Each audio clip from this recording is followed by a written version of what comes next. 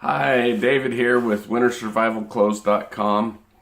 I'm here to talk about the article. It's actually the main article on the website. It's called How to Dress for Winter Survival. This is super important if you're a mountain climber or a cross-country skier, anything where you're out, out in the wild in the cold. You want to make sure that you dress for it. Most cases of people that get hypothermia or frostbite, it's usually because it was preventable. It was usually because you didn't wear the proper clothing or didn't take the proper precautions. So this article is pretty extensive. It goes in through all the things that you can imagine about what types of fabrics to wear and all those sorts of things. I'll put a link to the full article. I don't want this video to be super long, so I'm not going to go into the over the entire article. I'm just going to hit some points of it. But I'll put the link in the description of this video so that you guys can go to it. And please remember to like this Facebook page and comment if you guys have any questions or comments or anything like that. So the part I wanted to talk about in the article, which is really important, is how your body loses heat, and that's something that a lot of people don't really understand. But it's a important basis to. If you understand how your body loses heat, then it makes it easier for you to prepare and choose the proper clothing. So basically, if I look at the article, I go over 5 ways that your body loses heat. There's 5 main ways.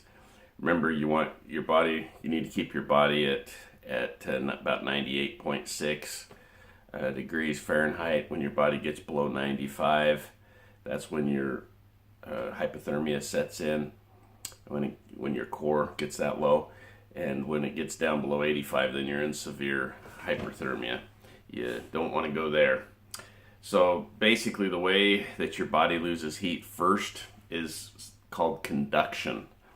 Now, conduction means basically when you come in contact with a cold object. Like, for example, you're ice fishing and you kneel down or sit down on the cold ice. That close contact with a really cold object like that will suck the heat from your body. So you want to make sure that you have a chair there or something that you can, between you and the ice, enough insulation where you're not having that suck the heat out of your body. So that's called conduction. The second thing is called convection. Now, convection is, you think of wind and water. If I'm sure you guys have been out in the cold. You're hiking up in the mountains, or skiing where in the winter, and you're nice and toasty. All of a sudden, a big blast of wind comes, Arctic feeling wind comes through there, and you're just shivering all of a sudden. That's the wind coming through, not having the proper protection that cuts the wind, so it can steal that body heat from you. Another example would be water. Water's less forgiving than wind even. You've all seen or heard stories or seen in the movies where somebody falls in through the ice and the water, and they got to take their clothes off really fast and change into something to avoid going into hyperthermia. Speaking of which, if you check on wintersurvivalclothes.com, look at some of the articles that have to do with Fortress clothing.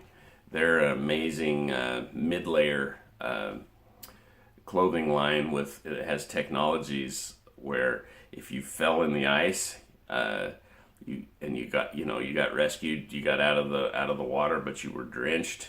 It's not, the Fortress clothing has a insulation in it that keeps your body warm even when soaking wet, which is really weird, even if you're in sub-zero temperatures. So there's videos on the website too, where it shows people actually jumping, cutting a hole in the ice and jumping in, and getting out, and they time to where they feel warm. So it eliminates. Obviously, you don't want to go falling or go swimming in the sub-zero temperatures. But if something like that happened, it also helps with sweat. You'll still stay with the Fortress mid layer. You'll still stay warm, which I think is just amazing. So there, like if you fell through the ice, you wouldn't need to change clothes. You probably would want to still, so you could be dry, but you wouldn't need to. If you're in a situation where you couldn't change clothes, it'll keep your core warm, even though it's wet, which is pretty cool for survival. I think it's I bought full Fortress clothing for all of my family and my married kids and their spouses. I think it's important to have in your preparedness supplies. So that's convection. Without Fortress clothing, with normal clothing, you get cold like that, and that water, and that'll often combine with the wind and the sub-zero temperatures. It'll just suck the heat right out of you. You've got to change your clothes fast if you're not wearing Fortress clothing, obviously. But you've got to change your clothes and get dry, and then get source of heat and something to keep from getting hypothermia. So that's number 2. Number 3 is evaporation. Think sweat. When you're hiking and you're exercising, the water that evaporates off of your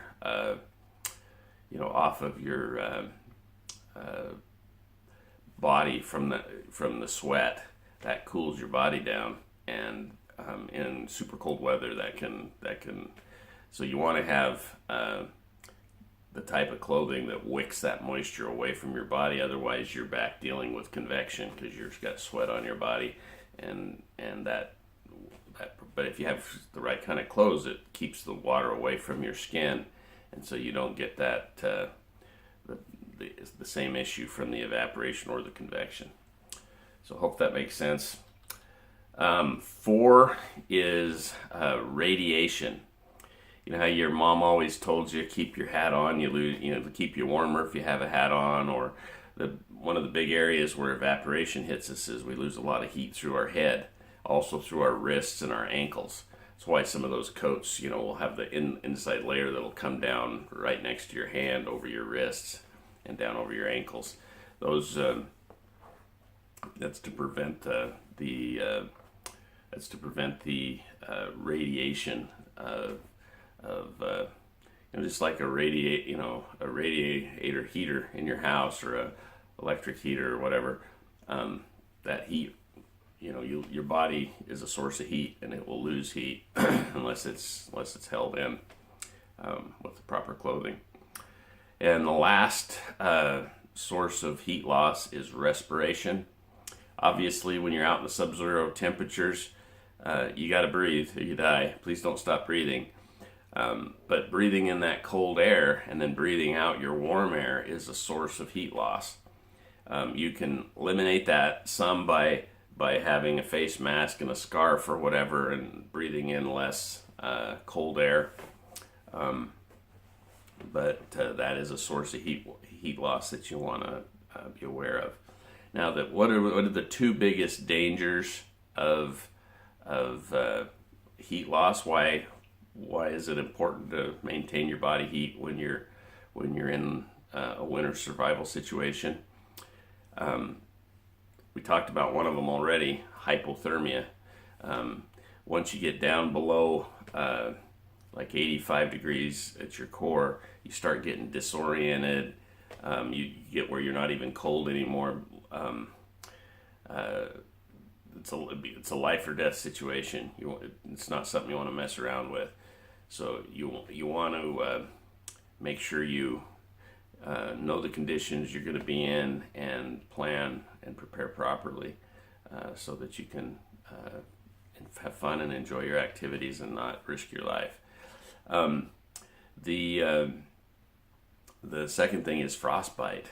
Who wants to have, their fingers cut off or body parts cut off because of frostbite? That does not sound fun. And again, just like hypothermia, most of the time when people have frostbite, even severe frostbite, it's because they didn't have the proper clothing and take the proper precautions that could have prevented it. Both of those things are in most situations preventable.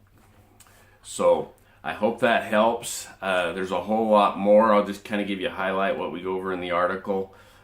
Cotton kills. What kind of fabrics do you want to wear or should you wear? Why is layering important, and what are the aspects that are important in each layer? Talk a little bit about fortress clothing, a little more in there, and then the different fabrics for the different layers and how to use them. Anyways, it's a wealth of information in that article. So again, that article is in the link to that is in the description below. And if you just go to wintersurvivalclothes.com, it's the main article on the homepage there. So super important. Again, don't forget to like us and subscribe to our Facebook page. We'll call that a wrap, and we'll talk to you in the next video. Thank you so much.